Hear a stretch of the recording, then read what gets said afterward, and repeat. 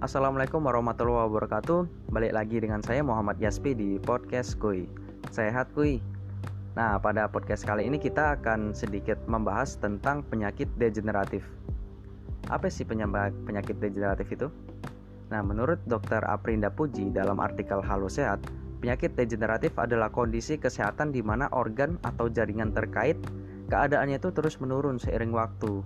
Nah, penyakit ini terjadi karena adanya perubahan pada sel-sel tubuh yang pada akhirnya mempengaruhi fungsi organ secara menyeluruh. Jadi penyakit ini nih penyakit yang terkait dengan proses penuaan organ manusia. Nah, apakah ketika kita menjadi tua, kita akan menjadi rentan terkena penyakit ini? Jawabannya tergantung. Tergantung gimana pola hidup kita selama masih muda. Kalau kita mudanya sehat, menjaga perilaku kita, maka itu akan berinvestasi kepada kesehatan kita di masa tua. Begitu juga sebaliknya. Oke, kita bahas lebih lanjut nanti ya. Kemudian dari jurnal yang aku baca, justru 64% penyebab kematian itu adalah kematian yang disebabkan oleh pola hidup seseorang.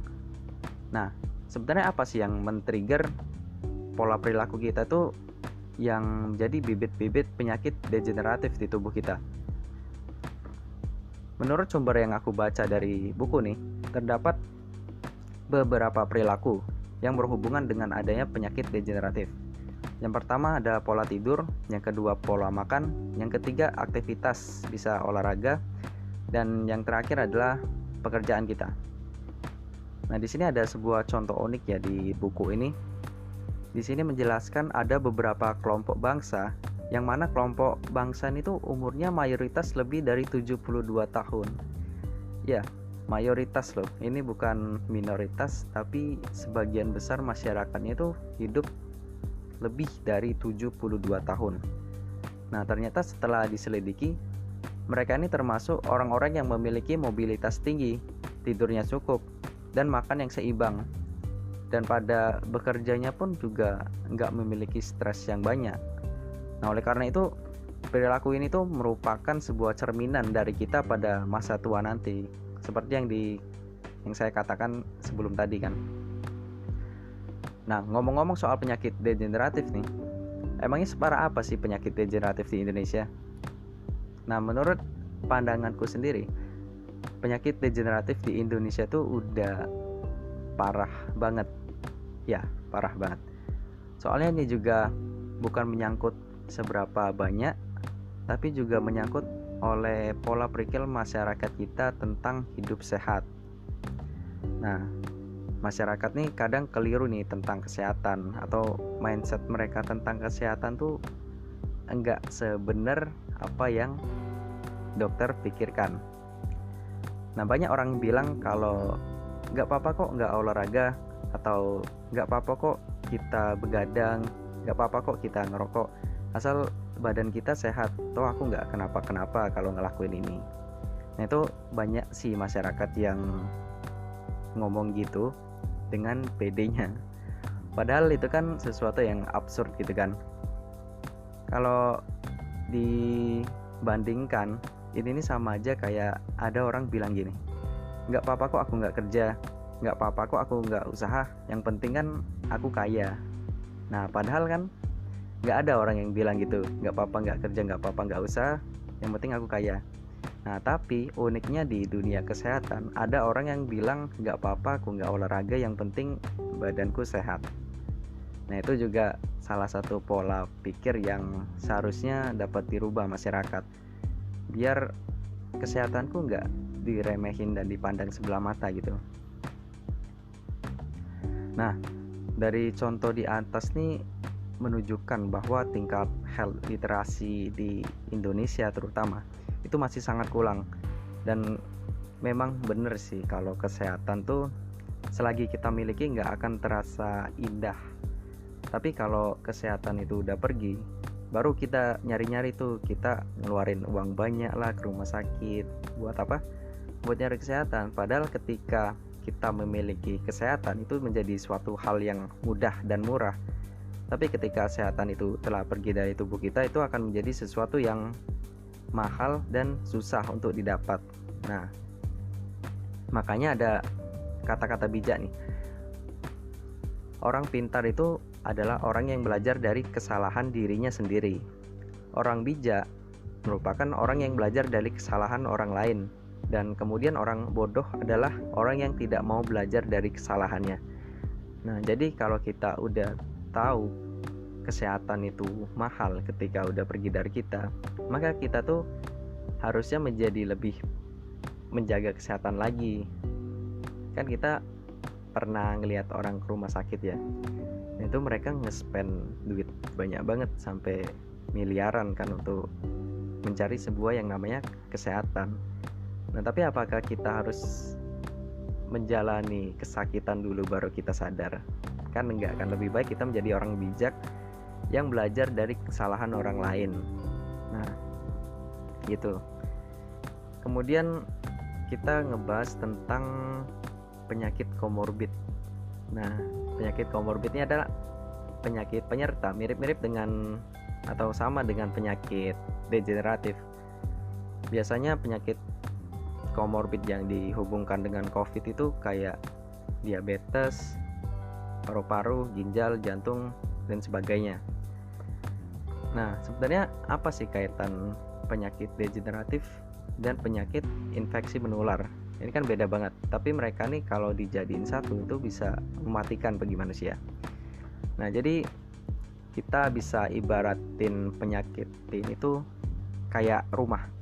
Nah, ketika kita memiliki rumah yang bersih, rumah yang bagus, dirawat, itu maka sesuatu yang jorok-jorok itu insya Allah nggak bakal masuk. Kayak ada hewan liar masuk, serangga, kecoa, dan sebagainya, itu aman rumah kita. Nah, sebaliknya kalau rumah kita tuh kotor, maka sesuatu yang kotor itu akan lebih nyaman tinggal di situ, kayak tikus, kecoa, dan sebagainya kan memang tempat habitat mereka tuh di tempat yang kotor.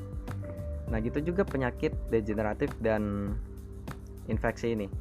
Ketika kita memiliki penyakit degeneratif di mana kondisi kita tuh udah lemah kan, misal kita terkena penyakit paru-paru.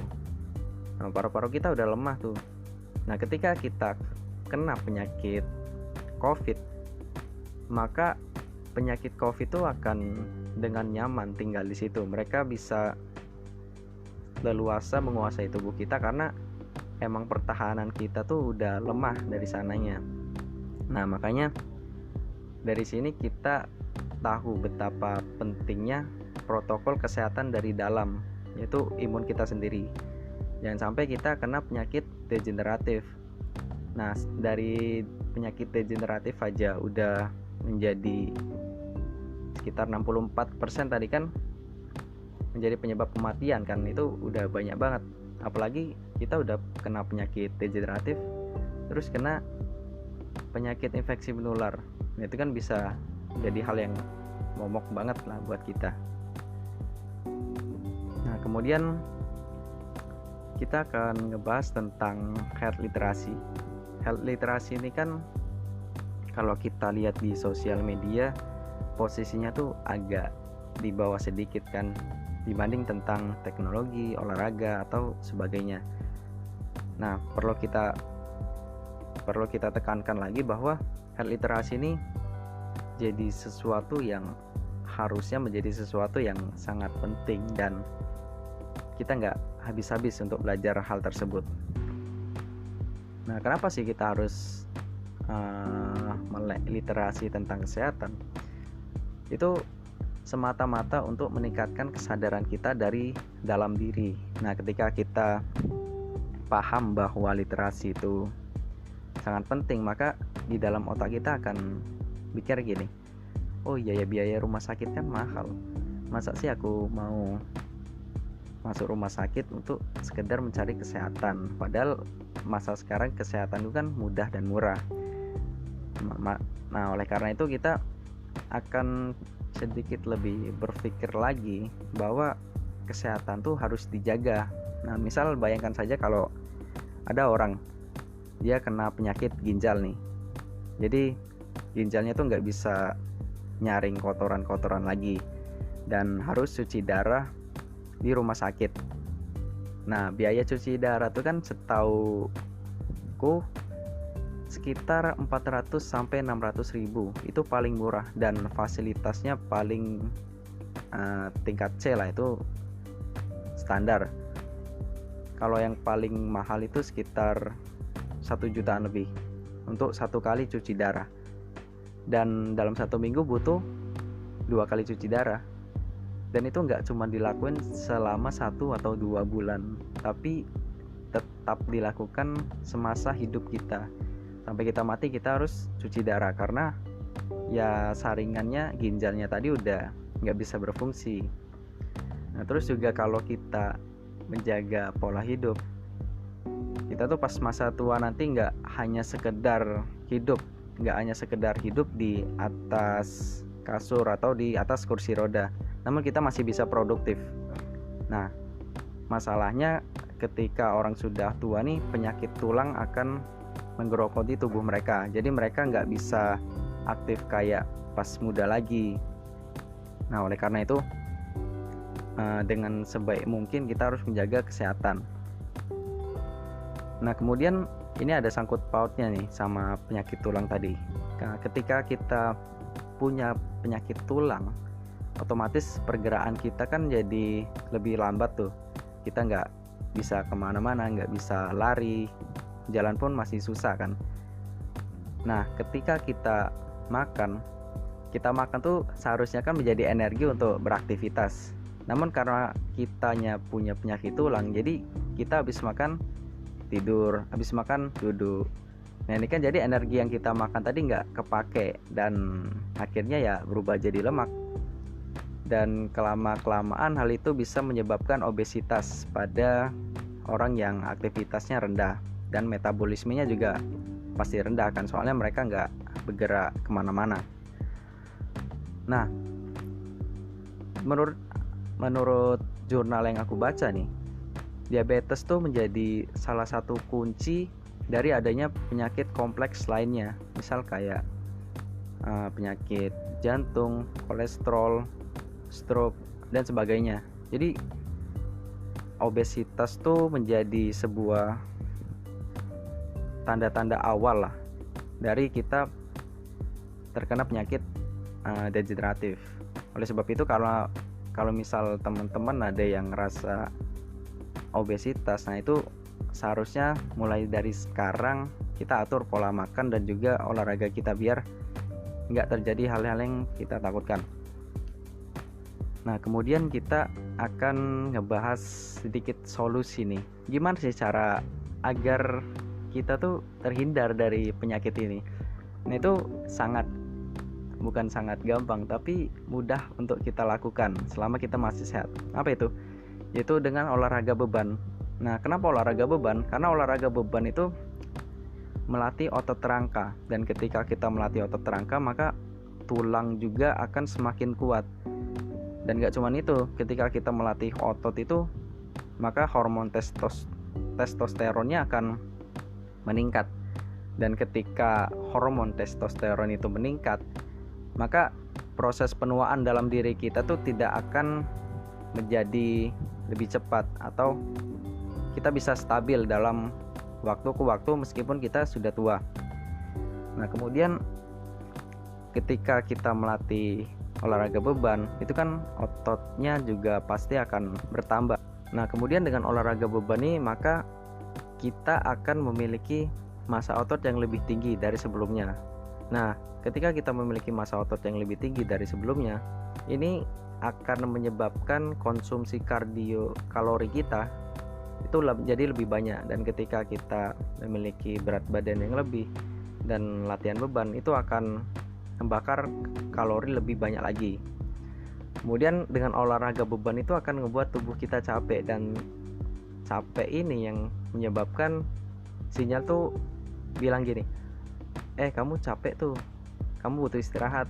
Nah, makanya dengan olahraga kita juga otomatis ngerubah pola hidup kita. Nah, kemudian gak cuma itu, ini ada bonusnya. Bonus dari olahraga beban itu adalah tubuh kita menjadi lebih ideal. Kemudian untuk cowok juga bisa jadi lebih atletis. Nah, jadi penampilan kita menjadi lebih baik lah. Nah, kemudian apa sih yang bisa kita lakukan olahraga beban ini? Nah, olahraga beban ini tuh nggak cuman kita bisa lakukan di fitness center ya. Kita bisa ngelakukan olahraga beban kayak push up, kayak pull up, squat, sit up, atau sebagainya yang menggunakan beban. Dan itu nggak harus dilakukan di fitness center atau gym ya. Apapun yang kita lakukan dengan menggunakan beban, misal plank juga bisa. Nah, itu juga dapat kita lakukan untuk pencegahan penyakit degeneratif. Nah, mungkin itu aja ya teman-teman sharing dari aku kali ini. Kurang lebihnya mohon maaf. Dan satu pesan lagi, jangan hanya mengandalkan proteksi dari luar, tapi kita juga harus berusaha untuk melakukan proteksi dari dalam. Dengan cara apa? Dengan cara menjaga pola makan, menjaga pola tidur, dan tentunya juga olahraga seperti yang disampaikan sebelumnya. Nah, ketika kita memiliki proteksi dari dalam yang kuat, otomatis imun kita akan menjadi lebih kuat dan tahan terhadap berbagai penyakit, baik degeneratif ataupun infeksi menular. Nah, mungkin itu aja teman-teman. Wassalamualaikum warahmatullahi wabarakatuh.